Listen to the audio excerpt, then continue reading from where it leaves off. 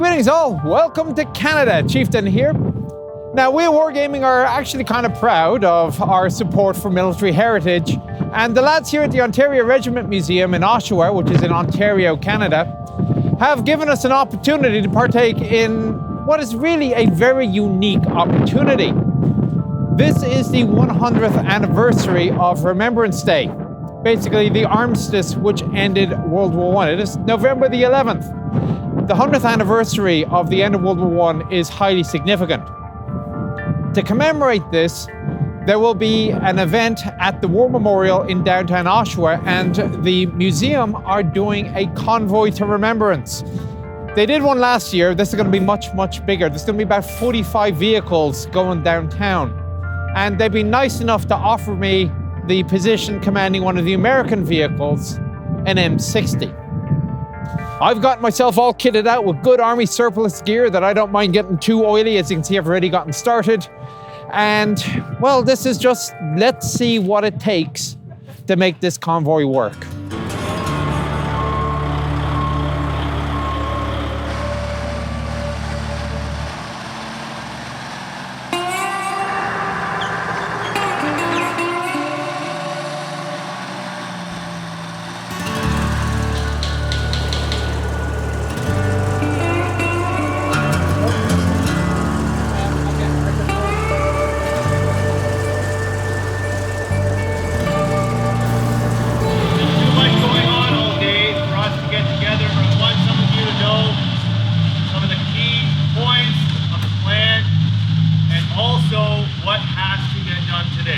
And obviously, if you haven't noticed, Nicholas Moran is with us. We have an American tanker for once.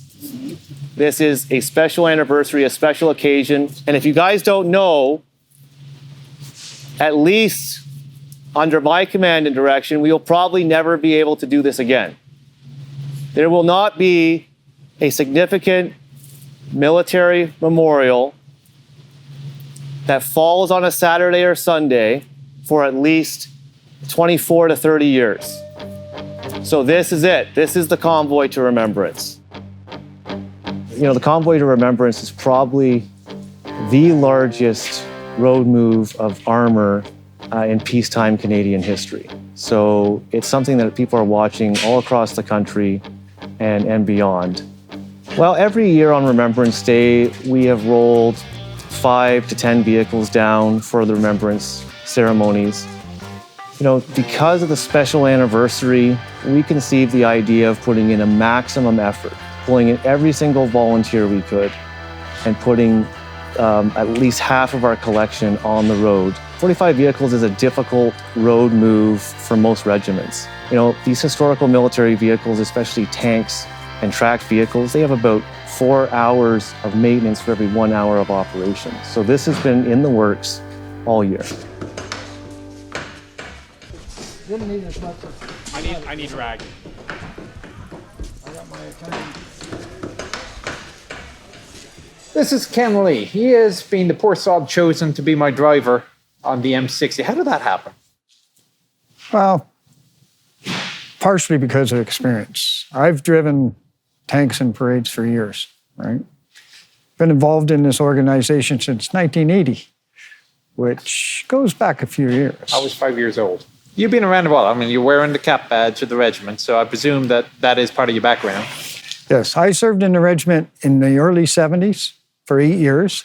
The reason why I'm allowed to wear the beret is because I was a serving member of the regiment. The M60 is called Grumpy for some reason. Any idea why? If you look around the museum, you'll notice different vehicles have different names on them. All the vehicles in the museum have been named after members. So Dave, he managed to get one named Grumpy. He's got a Humvee as well. Well, that's how Grumpy is. And he loves that Humvee. So your M60 is one of your routine runners here. So how much work do you have to do on it, or needs doing? The general maintenance, changing oil and things like that, it takes quite a bit of time because, like, for instance, it holds 29 gallons of oil. There's 7 or 8 of us in the crew that work on our 2 M60s.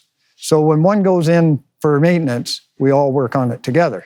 For instance, that particular tank, we changed the track pads last summer, which was 3 days of solid work with one day on top of that, just trying to figure out what we were going to do, right? Because we'd never done it before. The manual really doesn't tell you what to do. But, you know, when you have a group of people that are dedicated to it, it works a lot smoother because you almost know what the other person's thinking before he says it. Doing some homework, Nick? Yeah. If I'm going to be talking about this thing, I might as well make sure I know what the hell I'm talking about. So what the lads are doing now is called PMCS, Preventative Maintenance, Care and Services, except in Canada they call it First Parade. If you're from the UK or Ireland, it's BOS, Before Orderly Services.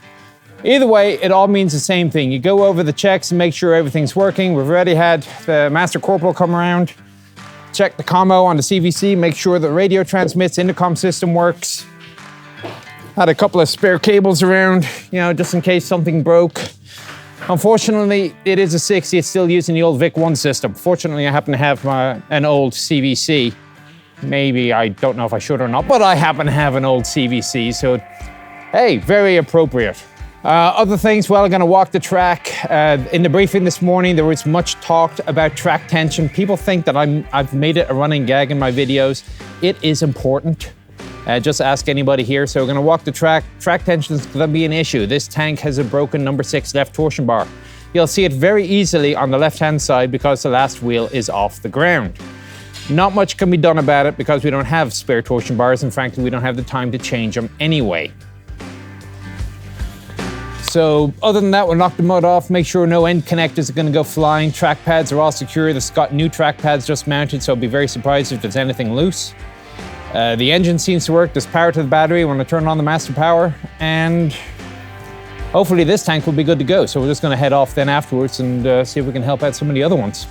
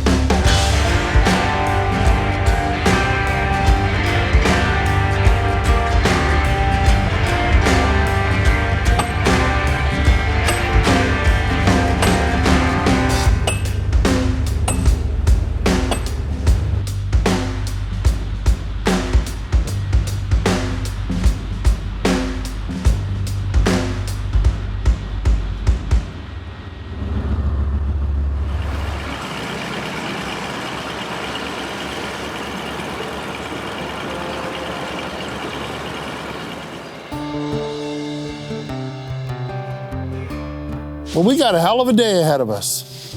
It's amazing.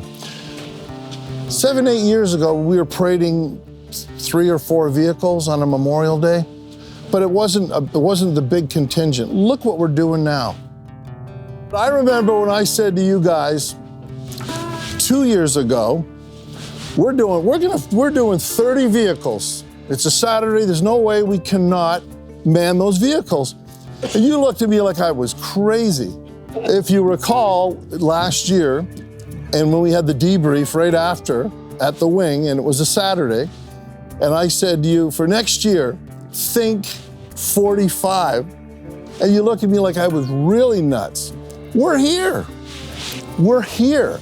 So thank you all for being here, for everything you do. And I'm going to let Jeremy go on and give everyone the direction. This is truly amazing. This is historic, what we're doing. Remember the museum, this is where history lives. This is the difference between us and any other museum that I've seemed to found. So much preparation, so much training has gone into this. As soon as this briefing is over, that control leaves my hands, leaves my desk, and it goes to each of you. It is up to you to execute the plan. It is up to you to execute the plan safely and get us all home. I have prepared you. You've prepared yourself. We can do this. So tankers, for them, let's roll.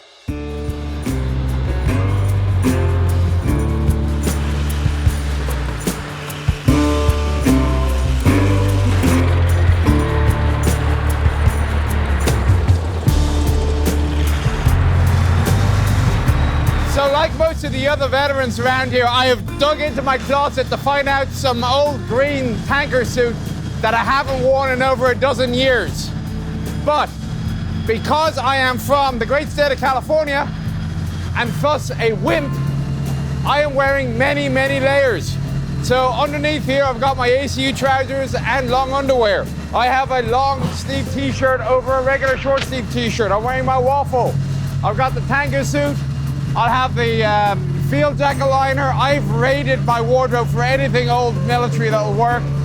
I've got a parka here, and if the worst comes to the worst, my old Irish Army woolly jumper. So hopefully between that, the scarf, the gloves, and a face mask, I should be okay. There is ice out there in the puddles.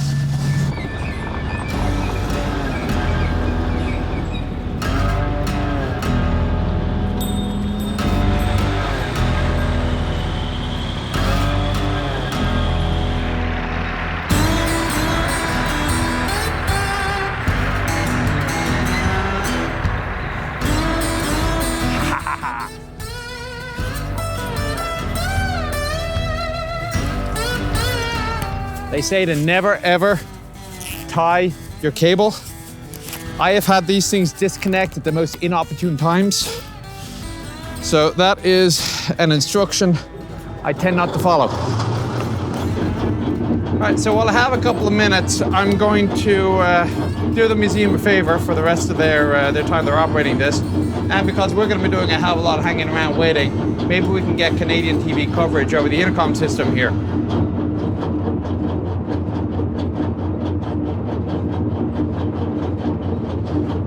Fortunately, there will be the magic of editing to shut this down, cut this down.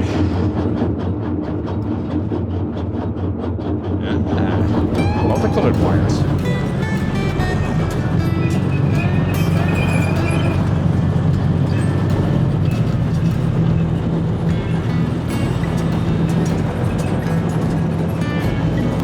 Of course, walking pace. Not like the Italians where they do their parades at the run. Including the brass band, I should add, which is rather impressive. And it's not just an airborne shuffle, it's a full-on run.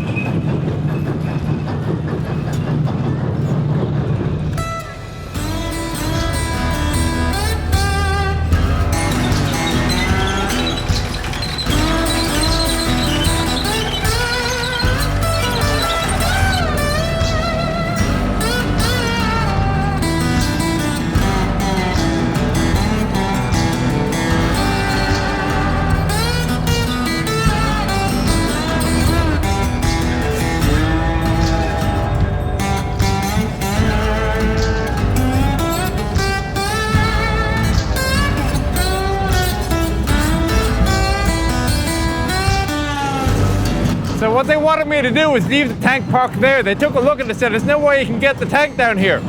Let's go. What are you talking about? Of course there is. Hence the ground guiding. But now we've got the opportunity for a stop. It's a bit more checking. Easy test after a good run is you place your hand on the hub.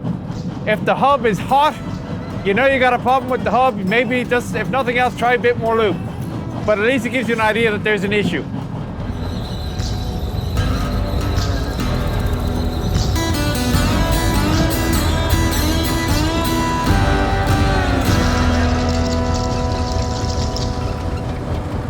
So that is it, mission accomplished. It's very impressive seeing all the people lined up at the sides of the roads. It's almost something you wouldn't see much done at home. But it's been a privilege to be part of this, and thanks to the Ontario Regiment Museum for inviting me to partake. Job done, all we have to do now is get the tank back home, and being American and reliable, I have no doubt that we'll manage that. So I hope you found it interesting. Again, the museum is going to have its own video covering the entire event. This is simply the behind the scenes of what it takes for, one person as part of one tank crew to partake in something like this. And well, I hope you found it interesting and informative. Take care.